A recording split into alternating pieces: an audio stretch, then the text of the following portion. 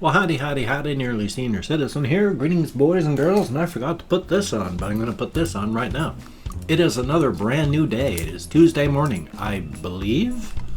It is Tuesday morning, a brand new day.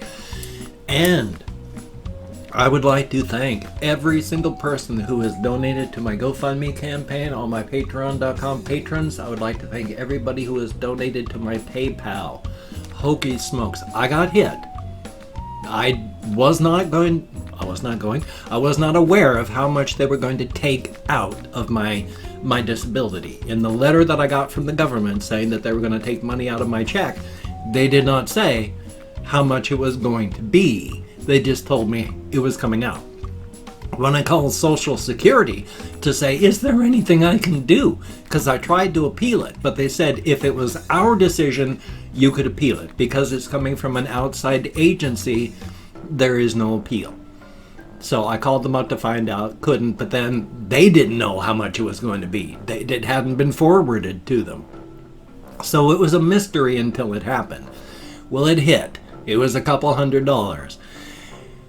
If it hadn't been for the kind donations of every single person out there, even though it wasn't huge, it would have been enough to sink me.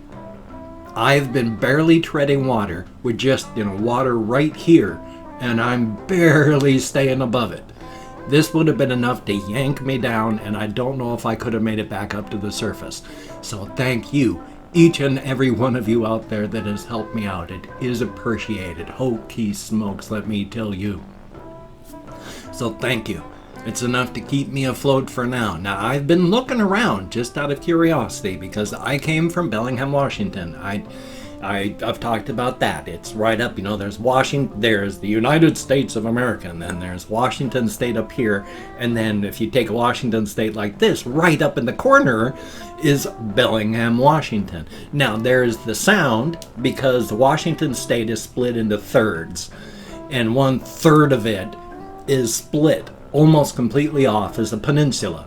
And then of the remaining 2/3, that's split in half with a mountain range. And 1/3 of it is desert, 1/3 of it where I live is temperate, and 1/3 of it is a rainforest. But the sound that comes down all the way, almost down to the Columbia River, I live down at the base of that, where Shelton is right now. I used to live right up at the tippy top in Bellingham, Washington, which was close enough, almost close enough to the border that you could see parts of Canada. But I was looking at apartments in Bellingham, Washington, because I used to live there, and it was expensive, but not incredibly. I was surviving, I was working, but that was way back in 2000. I mean, I lived there my whole life, from being born, aside from the 4 years while I was in the Air Force, I lived in Bellingham, Washington. Hokey smokes. Apartments, I found one apartment that was less than $1,000. Every other listing for apartments is anywhere from $1,500 to $3,000 for rent. Yeah, I don't think I'm ever going to be able to move back to Bellingham. I think that one's just not an option. Such is life, though. I mean, I'd like to go back to visit at the very least, just to see what's changed. I mean, it's been since like 2000.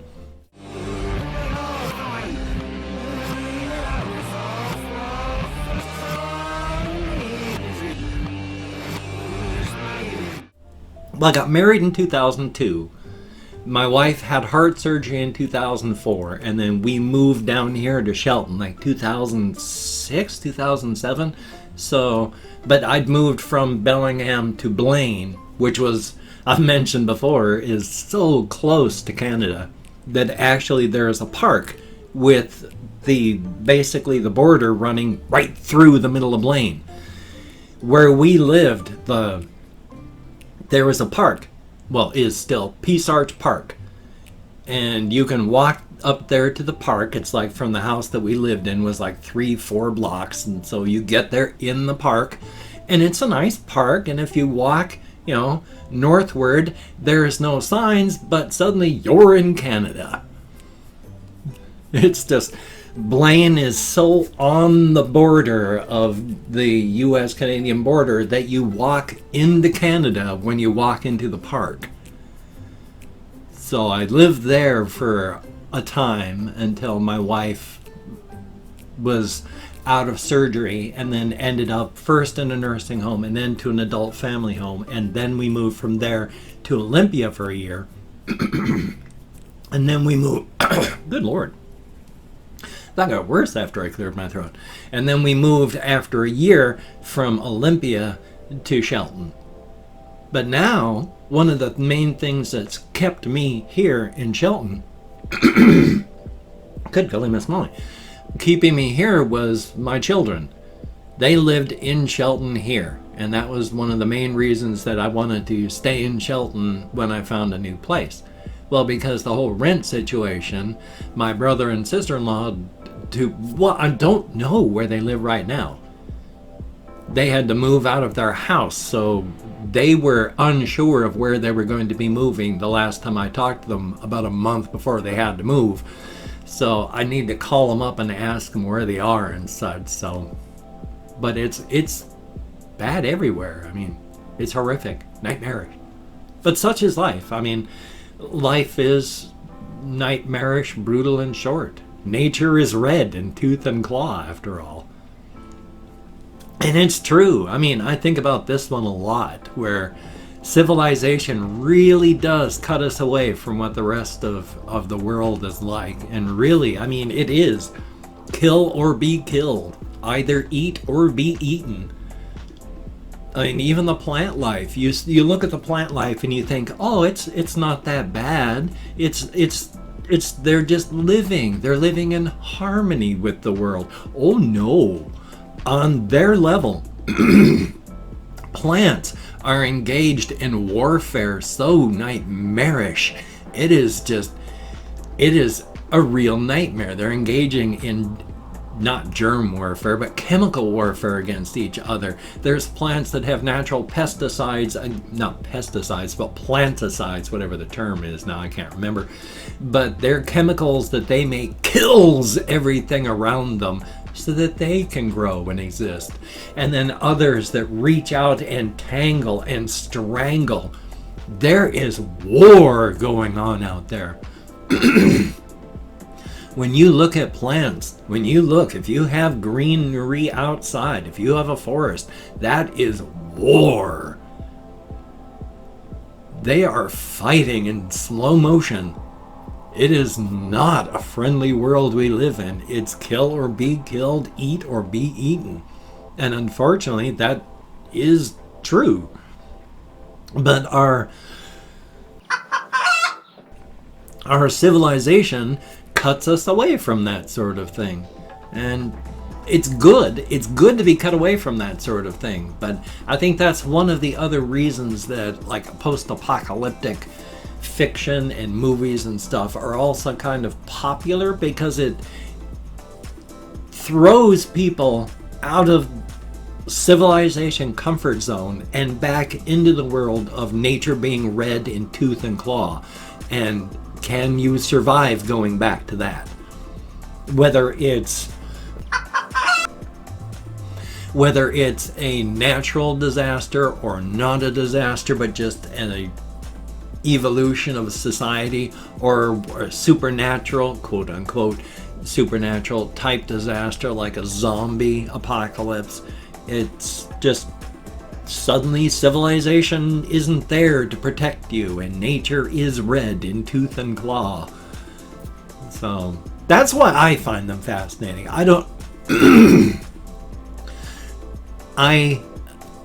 A lot of people say they don't mind when I have to clear my throat. It's just, it bothers me. And one of the big things about depression that I still fight against is perfectionism. That's one of the big reasons depression is so bad, why people don't get things done when they're depressed. Because of that perfectionism. If you can't do it perfectly, then why do it?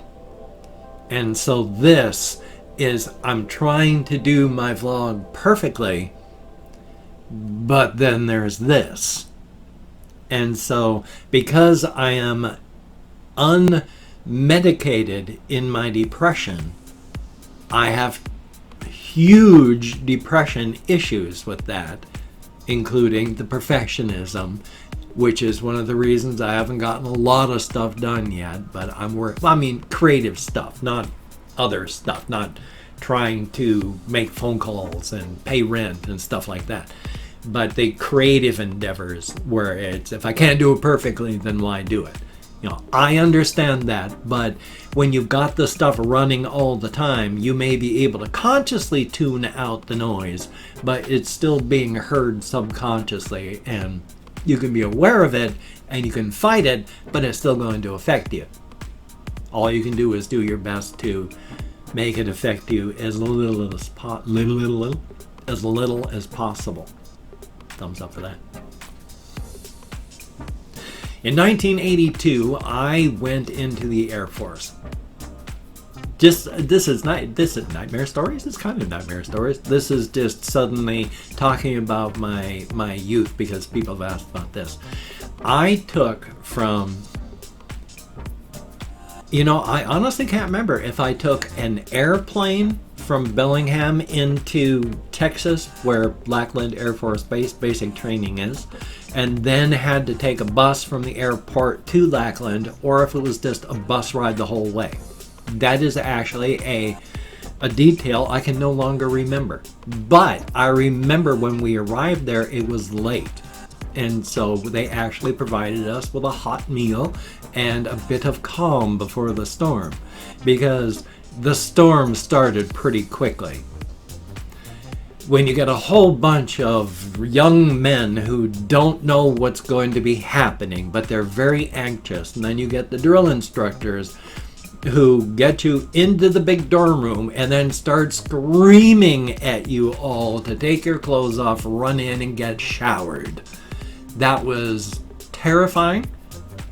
We had to stand at attention. I was, on my very first day, I can remember wondering if I was going to collapse because my knees were shaking so hard, trying so hard to keep them still. But I remembered, before even going in, don't lock your legs, because it's not good. Locking your knees and standing for long periods of time is just asking to pass out. And I knew that and remembered that. So it was tough standing up because my knees were just non-existent. My legs were made out of rubber and I didn't want to be able to stand there. It was not easy. And it didn't get a lot better during the entirety of basic, but there were some things. One of my favorite memories of this time is you had lockers and everything had to be checked. They would check everybody's lockers for dust to make sure, you're supposed to have 2 pencils. Do you have your 2 pencils? That sort of thing. So you could have this, that, and the other. Tiny little bits of personal items, and that you could have like stationery.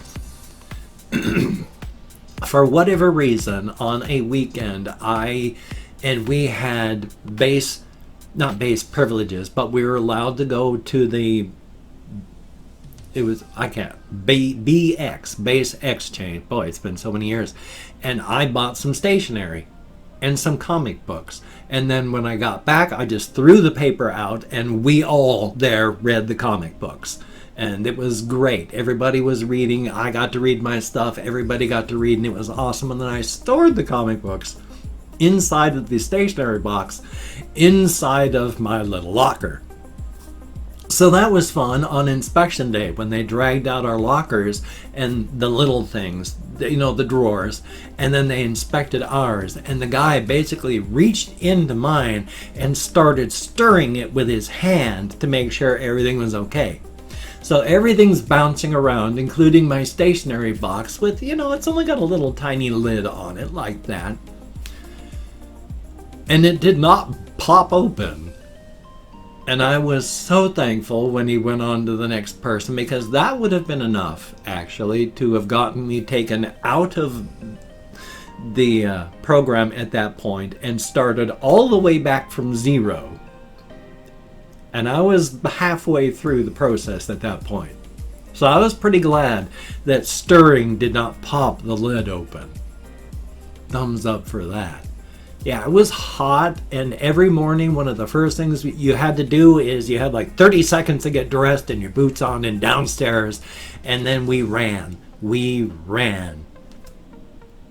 It was 1.5 miles every single morning you ran, and boy, we liked it on those days when we could run, because when it was raining, you had to run in place for like 20 minutes, and you had to keep your knees raised up to your waist with each raising of your leg. Now you run in place, raising your legs so that your thighs are level with every step for 20 minutes. Hokey smokes, those were not good days. And I've opened up, good Lord, opened up 24 hours worth of comments in my community tab. Going to go through and thank 20 to 25 people for having left me comments. I am not reading the comments right now. Going to read them later, answer as many as I can. Thumbs up the ones that I do, and answer, well, I can't even remember where I left off on that one. And if I mispronounce the username, no disrespect is intended. I'm an American English speaker, and even though I count American Sign Language, I'm probably going to get lost, especially this morning, especially with my irritation towards my having to clear my throat so much again. We have Robert E.O. Speedwagon, thumbs up and thank you. Pai Lu, thank you so very, very much. And 9881 Root Origin Port 11, thumbs up. And Purple Martin 95, greatly appreciated. Sebastian Ferris, thumbs up and thank you. And I will be playing the game some more, no fear.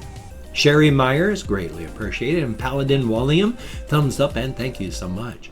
Necropath Official, greatly appreciated. Nick Gerard, greatly appreciated. We have Beta, the Brutal 7-Foot Killing Machine. Hokey smokes, that's a pretty heavy duty name there. Thumbs up and thank you. Adrian Bryan, thumbs up and thank you so much. Skullry, thumbs up. And then we have Filippo Goria, greatly appreciated. And Kobe Brizali, boy, I'm nowhere close, but thank you very much. We have disagreements about antidepressants, but that's okay. You know, nobody agrees about everything. And then we have Alan Quimares. I'm nowhere close, but thank you so very, very much. And Gamagabos, thumbs up and thank you. Rose Diamond 413, thumbs up. Nathaniel Johnson, greatly appreciated. Kathy Kitskat, good to see you in the comments. And then we have Andre Pusta, thumbs up and thank you. Big Frogums, greatly appreciate. Bruno Mansonotti, thumbs up and thank you. Aaron Royas, greatly appreciated. And Batman the Dark Knight, thumbs up and thank you, each and every one of you. You get me out of my head, into the world, dealing with real people. It is a very good thing. Hokey smokes. And if you could check out my various links, I have Twitter, Facebook, GoFundMe, Patreon.com, NearlySeniorCitizen.com. And again, my thanks to every single one of you who has donated to my GoFundMe campaign and become a Patreon.com patron. I'm going to have this list updated hopefully by tomorrow. My sincere apologies, it is not yet updated. Now, if you cannot donate, or you simply do not donate, I do take all good wishes and I deposit them in the bank of my heart where I draw interest. So thank you very much. If you could toss me a like, I do appreciate all the positive validation I get from my existence. And of course, if you could subscribe to the channel, that would be very cool. Greatly appreciated. Definitely a thumbs up. Well, today I've got this video. I've got a game video. My second part of Minecraft Monday, hopefully a song mutilation, definitely a thumbs up. I'm going to hopefully get walkies in today. I didn't go yesterday, took a shower last night. Every other night I'm shooting for, so tonight's the every other, so definitely got to get that done. Hopefully, oh, hokey smokes, I got to walk down to the post office so I can pay for my post office box. Everything. The world is so expensive. Thumbs up. The world is so expensive under a capitalist system. And right now, capitalism has bred so many dragons that, well, the world is on fire. Billionaires are dragons, and dragons just sit on wealth and try to destroy those who try to take it. They are the destroyers and enslavers of humanity, and dragons must be destroyed. The guillotines are very, very hungry. thumbs up. So you take care. Have a great day today. I will see you on the flip side, my friend, and that is a very good thing.